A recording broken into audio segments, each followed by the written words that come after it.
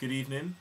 It's Thursday, the 31st of December 2009, and I just wanted to put an informal message out there to kind of encapsulate the learnings I've reached throughout 2009, and also as well the thoughts and things to consider for 2010s and the learnings and teachings that I've learned this year to bring into 2010.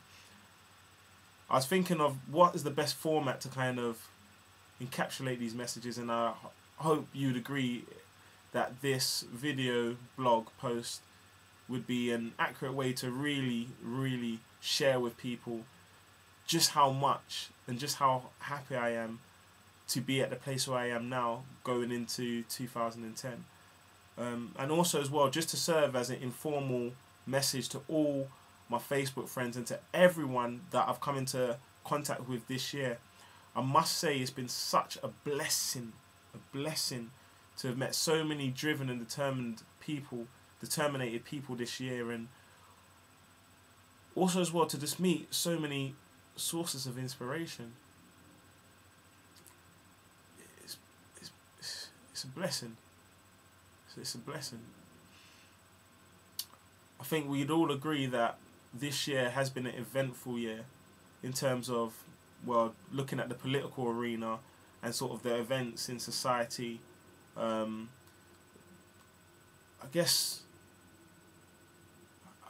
there's, throughout 2009 for me, there's been a strong sort of spirit of movement, of people getting up and doing things, of people acting, of people coming together, whether that be coming together in little coffee shops and actually debating and talking about issues and actually doing things about issues that concern them in their community and in wider society, but also as well with the sort of rise of Facebook groups, of people actually interacting and putting their creative minds together to actually be assertive within the community, putting action to the discussions and adding flesh to the things which is said. I think there's been a lot of that during the course of this year, and definitely during the beginning part of the year, I was happy to be part of that big movement, and I still am. Let me come on to the lessons. I think the most important lesson that I've learned in 2009 would definitely have to be just how important friends are and just how important relationships are. I think I've learned throughout this year that relationships, and I'm talking relationships in the whole breadth of the criteria of different relationships out there, just how important relationships are in society, but also as well to the extent that our sort of day-to-day sort of mini goals in society, and the sort of facile things that we try and go for and things that we deem important in the sort of wider schemes to how they affect our relationships with others and our relationships within the society, how little some of the things that we may aspire to go for has to do with relationship building. And definitely this year, relationships, the building of relationships and the importance of relationships has been a lesson that I'm so happy to have learnt this year.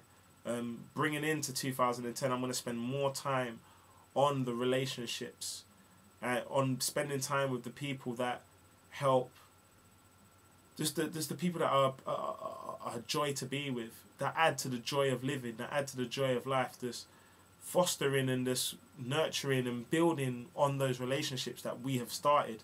I think is a very important thing to do, to bring into 2010.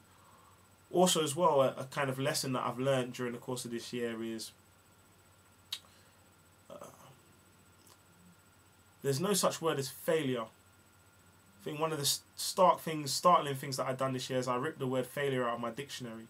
Very liberating experience. I'd just like to share that with you. Very liberating, ripping that word out of the dictionary. And I learned during the course of this year that you may succeed or you may not succeed at something, but you always learn.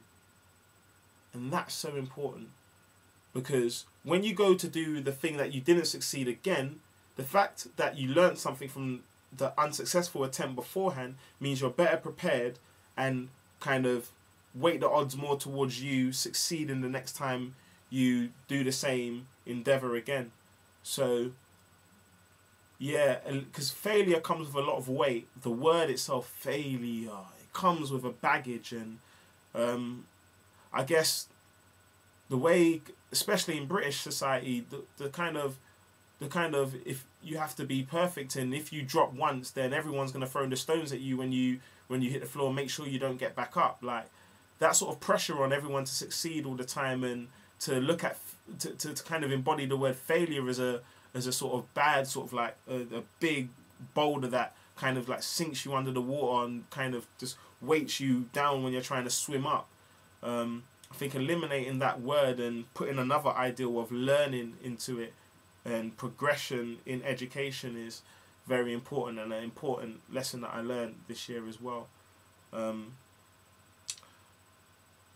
Two things that I want to kind of sow and bring into 2010 as a sort of personal endeavour is to be more disciplined in my endeavours, whether that be on my campaigning side of my aspirations, but also as well in my career, my spiritual sort of walks, to be more disciplined in that. I think the word discipline is a big word, and I've wrote the dictionary definition down in the front page of my diary for this coming year. Discipline. Discipline. Sorry, let's say it one more time. Discipline. Very important word for me next year. And another important word is investing. I think that goes hand in hand with discipline, because when you're disciplining yourself, you're changing your habits, your character building, and in a very progressional way with small increments. And that can also be kind of linked to investing. And I mean investing in relationships, investing in reading, investing in researching the sort of movements that I'm going to do in the next 2 years. Now this means like whatever I set my mind to for 2010, before the actions are seen, there's going to be a period of disciplined investment into whatever that endeavour is. And that's the kind of core brunt of what I feel I need to bring in my life into next year. And also as well, as from next year, I'll be flying out to Hong Kong to study advertising and to absorb the culture, and just to, you know, break the routine that I've been in for the past 3 years, just to kind of, you know, because life can be life can kind of put you in unprecedented and unsuspected situations, and I feel that every now and again you need to kind of shake up your routine in a dramatic way to prepare yourself better for those unsuspected changes that life may throw at you. And this is going to be a big one. I'm going away from my job that I've been working at for several years now. I'm going to be away for 5 months, away from my family for the first time for a long sustained period of time. It's going to be a big leap in my life, but it's one of those leaps that I'm going with the end in mind. I know whether I have a good experience or a bad experience, I'm going to come out there a stronger person, and that's the attitude and sort of smile that I'm going out there with. And also to be open to new relationships, to be more patient and understanding, those things, just so I'm not trying to bring my sort of cultural values and just like them kind of be at odds, be kind of tenuous with whatever cultural values are out there. I want to be embracive. So I'm looking forward to that, and the sort of breaking the sort of mundane routine of like getting up, going to work, doing this, and that can kind of keep you looking at the here and now rather than looking at what else is out there, what other doors can be opened, and seeing things from a sort of broadened perspective rather than a blinkered one. Yeah, this was a short message. It's now gone on to be a long message, so I'm going to kind of wrap it up with some kind of this closing words, really. I wish you lot all a happy new year.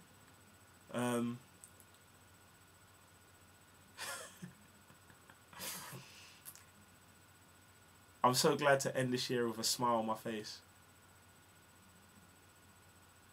And start the new year with a smile on my face. And I hope that every day I go to sleep with a smile on my face and wake up with a smile on my face. And I hope it's the same for everyone else out there watching this right now. So I pray that God will protect you all in your endeavours and just bring that guiding hand over your life. And yeah, thank you for being a friend. Thank you for being there.